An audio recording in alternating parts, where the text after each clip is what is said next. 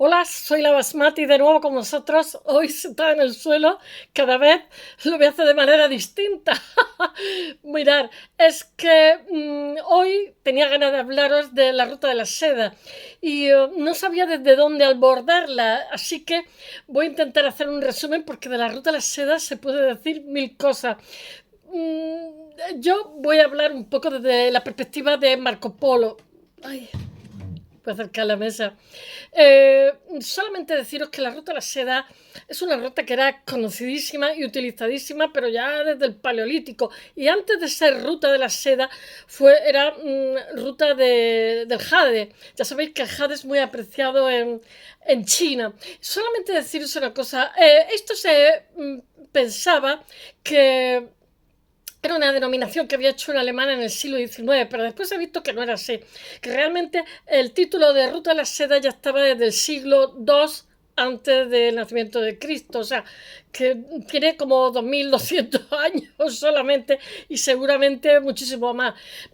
Ahora os lo diré de alguna forma. Europa y Asia es una masa de continente. Lo que pasa es que está llena de barreras naturales, o sea, y de climas diferentes. Yo que sé, el Karakorum, el Himalaya, el río Indo, el desierto de Gobi.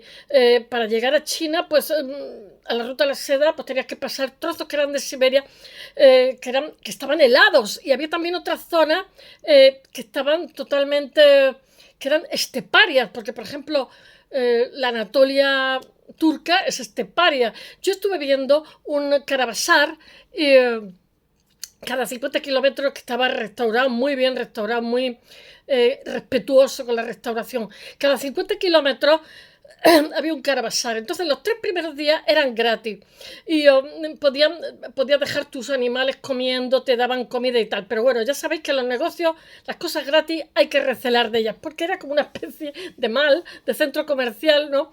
En el cual había pues comida, había un hotel, me imagino que había otro tipo de distracciones. Podías también tomar animales de refresco y tal. Bueno, toda esta ruta de la seda va a pasar por 1000 avatares, 1000 altibajos, pero va a ser realmente en el siglo XII-XIII con los mogoles que llaman a los hindús, con los mogoles cuando va a tener un alza, porque los mogoles, aparte de ser nómadas, eran gente muy negociante, como le pasaba a los fenicios. Entonces, cuando crean un imperio que va realmente desde Polonia hasta Corea, porque realmente la ruta de la seda son 8000 kilómetros, pues ellos facilitan el que se den estas postas, que es 50 kilómetros, estos caravasares, es lo que se supone que tú podías hacer en una jornada. Estos caravasares eran como pequeños castillos donde te podías refugiar tú y los animales porque estas caravanas, hombre, pues aparte de traer seda, etcétera, pues llevaban otros objetos que esta zona eran más carentes para hacer negocio. Entonces era muy rentable para los ladrones asaltarle y matar a la gente. Entonces era bastante complicada la seguridad porque la codicia es algo que es inherente al ser humano y nunca ha dejado de existir. Entonces, esa es la explicación de que hubiera toda una ruta, toda una protección y además de eso, Kublai y Genghis Khan y el hijo sobre todo de Genghis Khan, que no sé cómo se llama, no me acuerdo, van a, digamos, posibilitar que, digamos, esta seguridad en los caminos, el que pudieras tener animales de refresco, etcétera. Bueno, voy a ver si lo cuento porque si no, bueno, el nombre con el que ya os he dicho que la ruta de la seda, que se considera ruta de la seda, son 8000 kilómetros. Y 5000 kilómetros, me parece que hace 5, o sea, como 8 o 9 años, el 2015 creo, se hizo Patrimonio de la Humanidad porque aparte de todo es una preciosidad. O sea, yo tengo muchísimas ganas de conocer el Karakorum. Es que hay cosas que hay que conocerlas, aunque sea una vez en vida. Ya sabéis que China era gigantesca, Tíbet era el imperio de Tíbet, era también China, Japón también era China, ellos tienen el alfabeto kanji. Bueno, venga, voy a centrarme que si no voy a contar lo que no toca y se me calienta el teléfono y se me desconecta. Bueno, el nombre con el que desde el siglo XIX nosotros, nuestra cultura, por el alemán, conoce esa extensa red de 8000 kilómetros de rutas comerciales terrestres y marítimas, es lo que denominamos ruta a la seda, que va desde China, desde el siglo II antes de nuestra era, y conectan varios continentes, porque llega hasta en Europa hasta Venecia, que Venecia desde el siglo VIII era un lugar de pescadores, pero A partir de entonces, primero de la colonia bizantina y después acabó siendo la metrópoli. En fin, quiero deciros que es la receptora. Y, por ejemplo, el padre Marco Polo realmente había hecho esa ruta completa, la hizo 4 veces con su hermano más feo. Pero no fue el único veneciano, ni fueron los únicos, porque resulta que los mongoles, al posibilitar esa seguridad en el camino, lo que hicieron es que, ya sabéis que los católicos hacemos proselitismo, pues que determinadas órdenes militares, digamos, emigraran hacia Asia y a través de esta ruta de la seda para, digamos, conseguir clientes. Y de hecho se abre una diócesis en lo que hoy es Pekín, que tenía otro nombre que no me acuerdo. Bueno, esto llegaba desde, os he dicho, Polonia hasta el continente asiático, con las islas del sudeste del Atlántico, el Mediterráneo europeo y la costa oriental africana, o sea, Alejandría. Tened en cuenta que el Cairo era, en esta época, el medievo es bestial. Bueno, su ruta, aunque Egipto como tal había decaído, el Cairo, sin embargo, lo digo porque mi ciudad exportaba arenes de mujeres que compraban en Verdún, y entonces los eunucos eran los judíos los que castraban adolescentes y le exportábamos sedas que imitaban como si fueran de la India. En el charter de Troyes, como se llame, porque no sé francés, aparecen, es como si nosotros importáramos de la India sedas que no eran de la India, hacíamos las sedas, nuestro Islam hacía sedas muy bien hechas, porque ellos son un nexo entre Oriente y Occidente. Y bueno, todo esto se exportaba al Gran Cairo, que tenía una actividad pujante económica, era, bueno, en el Mediterráneo era el rey, el Estambul, etcétera. Bueno, comienza en la ciudad de Shangang, que es la actual Xi'an, y entonces que era la capital de China, pasando por el Karakorum, que está en Mongolia. El paso de Mongolia tiene como 2 millones de habitantes, pero es el doble o el triple que España. El paso en España somos casi 50 millones. Tiene la ruta de la China, tiene también el paso del Kunjerab, que está mitad China, mitad Pakistán. Tiene también Susa, que es Persia, el valle de Ferganá, que es Tayikistán, que me encantaría conocerlo. Está Samarcanda, que es Uzbekistán, que también me encantaría conocerlo. Taxila, que es Pakistán. Antioquía, que es Turquía. Cuando fui a Colombia, estaba en Medellín, resulta que era Antioquia, que decían ellos, y decía yo, ¿cómo es Antioquia? Es Antioquia. Antioquia está en Turquía, pero me volvía loca con los nombres. Bueno, Alejandría, Egipto, Kazán, Rusia, etcétera, Constantinopla. Actualmente, bueno, Constantinopla es Estambul, ya lo sabéis. Son 8.000 kilómetros de punta a punta, que es una locura, porque, por ejemplo, de Cádiz a Bilbao hay 1.000 kilómetros, pues 8 veces eso. Y Asia y Europa, que realmente lo que pasa es que tras muchos siglos de desconexión, pues se crea el Imperio Mongolo. Lo que hace en el siglo XII, no, en el siglo XIII, que tuvo unos líos de nombres, es facilitar, digamos, el que se pueda dar un cauce, porque tanto ellos como nosotros estaban ansiosos, digamos, de que hubiera relaciones comerciales, que son relaciones económicas, posibilitar que se dieran esos intercambios, que los mercaderes occidentales atravesaran Asia con garantías de seguridad hasta llegar a la corte del Gran Khan en Kambalik, que es como se llamaba Pekín, Kambalik. A mí me suena igual de chino todo. Bueno, el continente euroasiático, lo que pasa es que es uno, pero su superficie es gigantesca y tiene muchísima variedad de clima, y la barrera geográfica tiene cordilleras como el Himalaya, yo que sé, como os he dicho, el desierto de Gobi, el río Indo, yo que sé, montones de obstáculos, como los hielos de Siberia. Y todo eso lo hace que sea un desafío para cualquier viajero avezado. Y bueno, desde la antigüedad, lo que pasa es que los beneficios eran tan grandes que la gente se los jugaba desde la antigüedad, porque los romanos incluso hablan de la seda y dicen que es simplemente maravillosa. Desde la antigüedad hay intentos de circular en uno y otra dirección. No hay que olvidar, Alejandro, 300 años antes del nacimiento de Cristo, crea un corredor entre Oriente y Occidente. Bueno, estaba la cultura. Ellos tenían la cultura de Mohenjo-Daro, que se ha hablado de ella. En China está la dinastía Han, que es 200 años antes de Cristo. Y 220 por ahí, busca controlar el paso de Gansu, que lo habréis oído en las películas, que discurre a lo largo de 1000 kilómetros. Que en China todo es grande, a lo largo de 1000 kilómetros al norte de la meseta del Tíbet, frente a los pueblos nómadas de lo que son las estepas. Y lo que pasa es que erigen un sistema de murallas, ya lo sabéis, defensivas. Por esta tengo la garganta todavía, que estoy con los últimos coletazos, pero ya mejorando. Por esta ruta lo que pasa es que los emperadores enviaron embajadas a Occidente, asiático. Hay un emperador chino que lo describe minuciosamente su viaje a Occidente, bueno, y favorecen la exportación de grandes cantidades de jade y seda. Bueno, en Occidente lo que pasa, ahí también ven posibilidad de negocio, que las conquistas de Alejandro Magno abren un corredor, como os he dicho, desde el Mediterráneo hasta la India. O sea, nuestra medicina humoral viene de la Ayurveda hindú. Sus sucesores, un segundo, todos estos son mis ordenadores. Ay, que es que se me calienta el teléfono. Ay, y voy a poner el ventilador. Sí, se está quieto. Aquí que temblores, madre mía, voy a quitar. Bueno, a lo que íbamos. Sus sucesores helenísticos lo que pasa es que mejoran los caminos, crean nuevas ciudades y promueven la mezcla de lo que son la cultura griega, persa e india. El famoso Buda que destrozaron Buda gigante ese, que destrozaron ¿cómo se llama? Los fanáticos.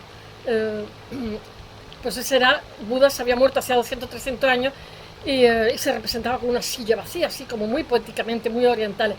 Y claro, quedaron un grupo de griegos por allí por la zona y dijeron, nosotros griegos, nosotros representamos, porque eran los reyes del mambo en cuestiones de escultura. Entonces, los primeros budas que se representan, como el de Barminyang, que lo destrozaron, lo dinamitaron estos fanáticos del ISIS, pues es un Buda vestido de griego. Y los primeros Budas están vestidos de griego, porque Buda no se representaba. Y después, claro que lo representaron, así ya lo hicieron más oriental. El Imperio Romano lo que pasa es que desarrolla la ruta marítima de la India a través del Mediterráneo y el Océano Índico. Cuando Colón llega allí se cree que está en la India todavía, hasta que no descubren el Pacífico no estaban muy seguros, porque estaban buscando nuevas rutas. Claro, porque tienen el Islam en medio y entonces los musulmanes lo que pasa es que, digamos, se hacen intermediarios y ya no es negocio. Los grandes estados intermediarios que te cobran una tasa fuerte, los grandes estados con base en la meseta iraní, primero los partos y luego los sasánidas, lo que pasa es que también actúan como intermediarios, lo que favorece la difusión por Eurasia de las grandes religiones. Os tengo que hablar un día de los nestorianos, que son súper interesantes. Va a circular por la ruta de seda, va a facilitar que circule el budismo, el cristianismo y sobre todo el islam. Dentro del cristianismo es que a los nestorianos se les condenó al exilio a los países del este, ¿no? Entonces tuvieron que ir a Oriente, sí o sí. Eran gente maravillosa. Entonces yo lo que pasa es que, digamos, expanden el conocimiento, a la vez que expanden el cristianismo, expanden el conocimiento clásico de Grecia y Roma, pero después ellos van a ser también médicos de los abasís, van a ser altos funcionarios, pagan un impuesto, y después con los abasís, con los ameyas, vuelven otra vez de Oriente a Occidente, pero ya, digamos, esa correa de transmisión se ha mejorado, ese conocimiento clásico se ha mejorado con el conocimiento del creciente fértil, se ha enriquecido. Es como, ¿cómo se llama? El uranio enriquecido, pues esto es el conocimiento occidental enriquecido con el oriental, que es lo que vamos a tener después en España. Y todo eso se hace a través de este circuito de la ruta de la seda.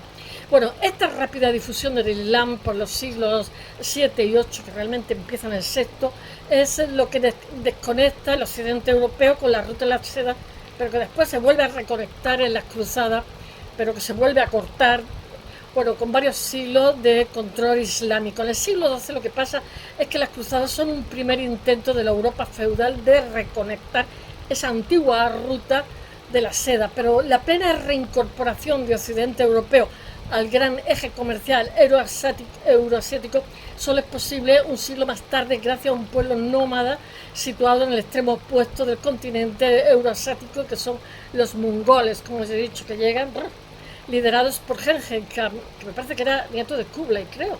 Bueno, con la creación a partir de 1206 de un inmenso imperio. Yo creo que va a ser más su hijo, que va de Corea a Polonia. Los mongoles, digamos, fortalecen lo que es la ruta de la seda de forma definitiva porque quieren potenciar los intercambios, el negocio entre un sitio y otro. Entonces, digamos, potencia la seguridad de los caminos.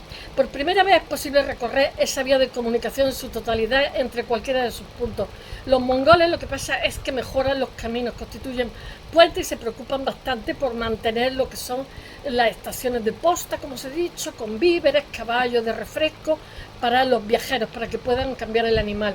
En 1235, el hijo y sucesor de Genghis, que se llama Ogodei Khan, da un estatuto legal de protección jurídica en la ruta de la seda, mediante un decreto que obliga a todos los pueblos sometidos a respetar la ley y trabajar en el buen funcionamiento de que estas rutas esté habilitada sin peligro y con total seguridad para abrir camino a los diferentes mercados en una y otra dirección. Bajo los mongoles, la ruta de la seda alcanza, su cenit, se hace más amplia, vigorosa, con nuevos emporios que van de Sarai, que es la actual Astrakán, cerca del mar Caspio, hasta el Karakorum, que me muero por conocerlo, que es la capital mongola de 1235 a 1267, porque después Genghis Khan la va a trasladar a lo que es la actual Pekín, que se llamaba Kambalik, donde Kublai Khan estaba su capital en 1267. Además de la ruta principal, se crean otras paralelas al norte a través de Siberia, y al sur hay rutas paralelas, por supuesto, por el Índico. Y las conquistas mongolas, lo que pasa es que están animadas desde el principio por una fe casi supersticiosa que tienen estos nómadas en las virtudes del comercio y la circulación económica. Allí donde sus caballos de guerra se detienen, ya sea en Egipto en 1260 o en Hungría y Polonia en 1285 y 1287, los khanes se apresuran a hacer negocios, a establecer relaciones comerciales, diplomáticas, mercantiles. Es que es más fino decir, porque es un eufemismo decir relaciones diplomáticas. Lo que se hacen son relaciones comerciales, con eufemismos, se dicen entre países, que siguen alimentando lo que se llama la ruta de la seda. La mano tendida por los khanes es aprovechado por los reyes tanto de Francia, de Aragón, Inglaterra, incluso el Papa de Roma, el Vaticano, que dicen, para intercambiar embajadas claro, porque eso era un potencial de mercado nuevo, con las remotas cortes mongolas, con la esperanza de contar con su apoyo para derrotar a los musulmanes, a los emergentes musulmanes, que cada vez eran más y más agresivos, y conseguir el dominio total del Mediterráneo. Después lo que pasa es que los mongoles se hacen budistas tibetanos. Bueno, las recién nacidas órdenes de los dominicos y sobre todo de los franciscanos, lo que pasa es que se lanzan por los caminos de la ruta de la seda a todo trapo y a evangelizar y establecer relaciones. Así, en 1307, el franciscano italiano Juan de Montevino funda el primero, eso me hace muchísimas gracias, el primer arzobispado latino en Pekín, que no era Pekín, que tenía otro nombre que no me acuerdo. Quienes sacan más provecho más tajada de todas estas invitaciones, entre comillas, de los mongoles son los mercaderos, venecianos en concreto. Muchos se establecen en las terminales de la ruta de la seda, que Venecia es una de ellas, situada en Mesopotamia, Irán o en el norte del Cáucaso. Son ciudades como Tabriz, Bagdad, Feodosia o Astracán acogen importantes comunidades de comerciantes de lo que son la Europa cristiana, porque muchas veces hay intermediarios que compran las cosas y para que no hagan la ruta entera se las venden más caras allí, que algunas veces merece la pena porque, digamos, pasan menos peligro. Pero tampoco falta quienes quieren ir más allá hasta el lejano oriente. El primero que tenemos noticia es el orfebre francés, que se llama Guillermo de Boucher, pero hay bastantes más, que alcanzan notoriedad en China a mediados del siglo XIII.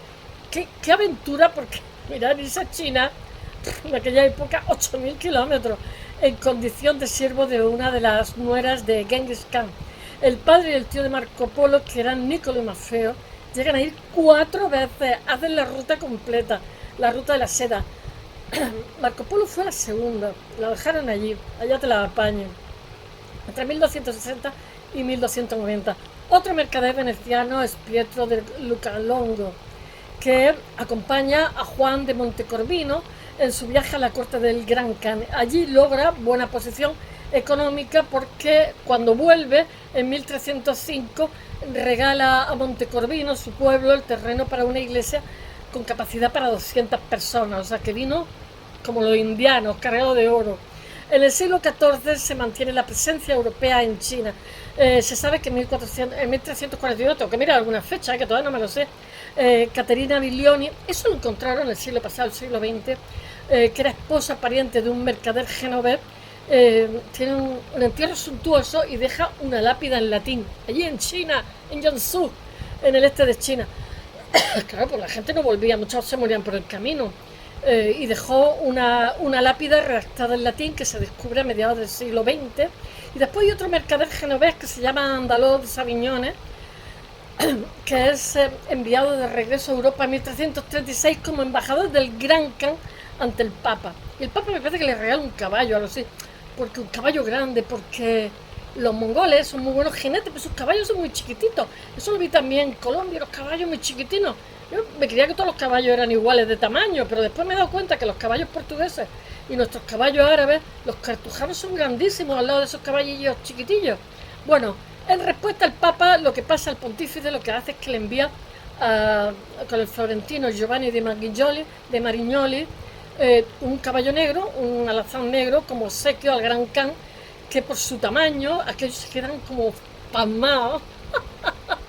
Bueno, o sea, genera gran impacto en la corte pequinesa porque era un caballo grandote.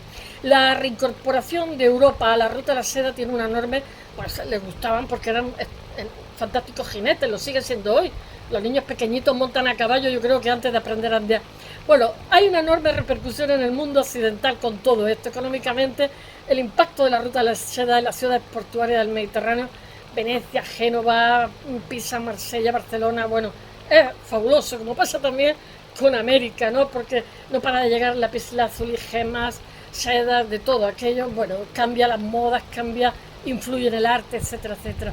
Influye también en el Báltico, donde alienta el gran auge de la liga hanseática. Y además lo que pasa es que los contactos con el lejano oriente afectan también a la moda, al arte, al desarrollo de la cultura mercantil, la urbana, la evolución de, yo qué sé, la ciencia, la filosofía, porque tener en cuenta, pero si en el siglo XIX, con la apertura de Japón, influye muchísimo, yo qué sé, en el arte, cuando vienen los objetos de porcelana envueltos en grabados que están erróneos, ¿no? Por la perspectiva que tienen, la forma de percibir los colores, la realidad, las tintas planas, bueno. Pero después va a ocurrir, después de todo este boom tremendo, pues que acontece la peste negra, que no se sabe si viene de África Central hacia nosotros, es un misterio, que es en 1347 la disolución del Imperio Mongol y la conquista de todo el Oriente Mediterráneo por el Imperio Otomano. En el siglo XV lo que pasa es que vuelve a desconectar Europa de Asia, el occidente latino, de lo que es la ruta de la seda. Ello impulsa a la búsqueda de alternativas, primero los portugueses, que son la primera potencia marítima, buscan una alternativa a Oriente para la ruta de las especias, después van a ser los españoles, después van a ser los holandeses y los ingleses. Así, en 1499 los portugueses inauguran la ruta marítima de Asia, que el emperador le regala Macao, por no sé por qué razón, por el sur, también por el sur de África, mientras que los españoles exploran con el mismo empeño otra ruta marítima por el Atlántico, buscando Asia, se tropiezan con América, que está en medio, hacia el oeste. Pero no sabían que era América hasta que no se descubrió el Pacífico. Ellos creían que estaban en la India, de verdad. Pues ellos decían en las crónicas, dice Colón, estamos en las Indias. Las Indias no eran las Indias, eran las Américas. Pero bueno, aunque lo que Colón descubre es otra cosa distinta, sujeta. Lo que pasa es que da inicio a un proceso de globalización que acaba quitándole la ruta a la seda durante bastante tiempo su protagonismo histórico como estímulo de desarrollo, porque claro, América aporta sobre todo a nivel de botánica, yo ya no entro en otras cuestiones, ¿no? Cambia totalmente la forma de comer, incluso hoy día sigue habiendo muchísimas especies desconocidas, o sea, es de una riqueza, porque aquí pues llevamos muchos años matando lo que tenemos y agotando y nos queda poco, y ahí seguimos, ahí seguimos. Bueno, espero que os haya gustado y hasta mañana, bye.